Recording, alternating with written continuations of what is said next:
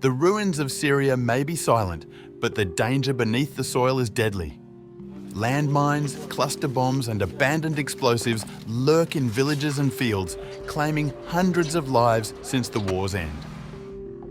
Families return home only to face the invisible killers left behind, a peril that turns hope into fear and reconstruction into a deadly gamble.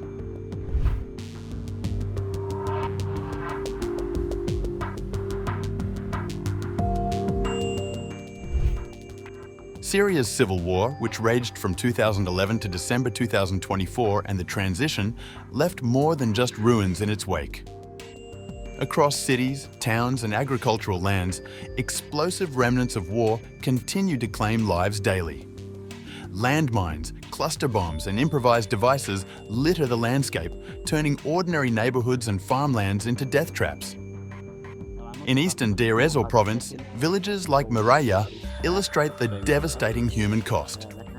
Families returning home after years of displacement are met with the deadly remnants of a war they never asked for. Children, playing near fields or collecting scrap metal, are particularly vulnerable. The scale of the problem is enormous. We're not talking about weeks or months here. It is going to take decades to clear. Since December 2024, at least 500 people have been killed, including 155 children, and 850 injured by mines and unexploded ordnance, according to data from INESO, an international organisation dedicated to aid worker safety. Bernard Cargill warns these numbers likely understate the true toll.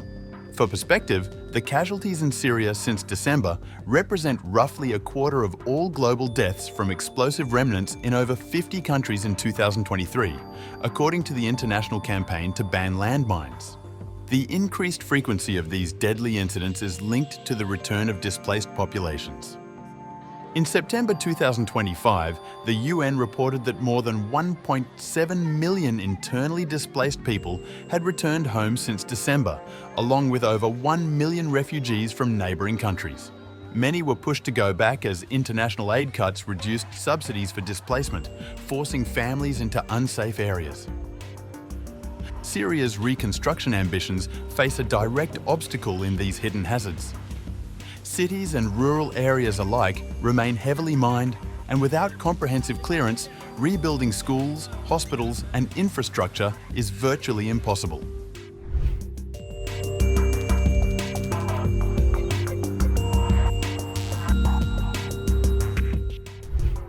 For ordinary Syrians, the danger is immediate and personal.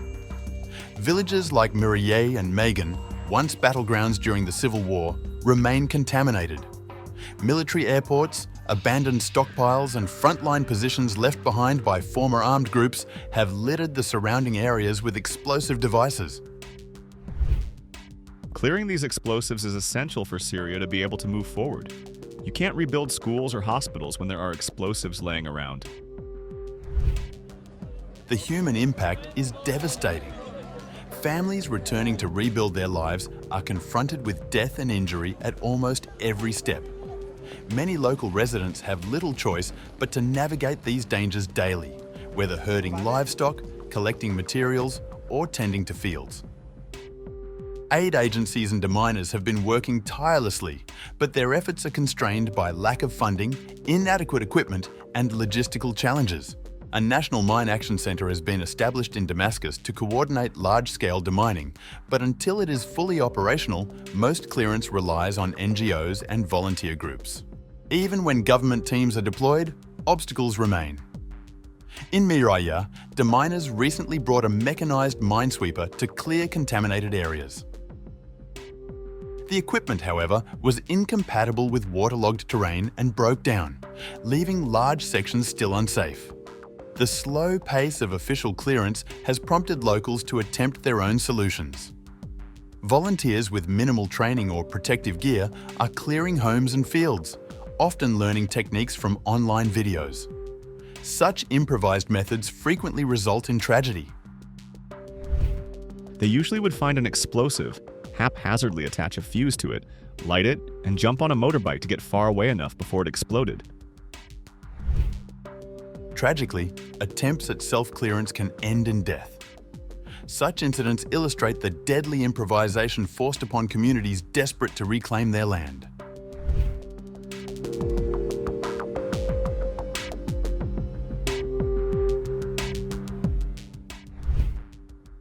The long-term consequences of explosive contamination extend beyond immediate casualties. Mines and unexploded ordnance obstruct reconstruction, impede economic recovery, and exacerbate displacement. Without extensive clearance, Syria's path to normalcy remains obstructed. The situation in Deir ez-Zor and similar regions is particularly acute.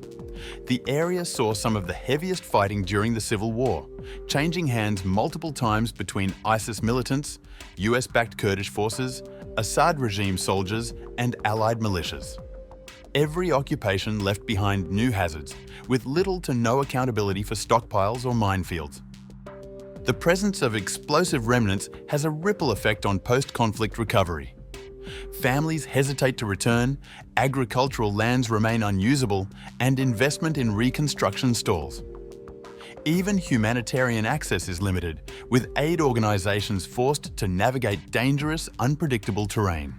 International efforts are ongoing, but global aid for mine action is under strain. Humanitarian groups face a shrinking pool of funds, even as the need for demining grows exponentially.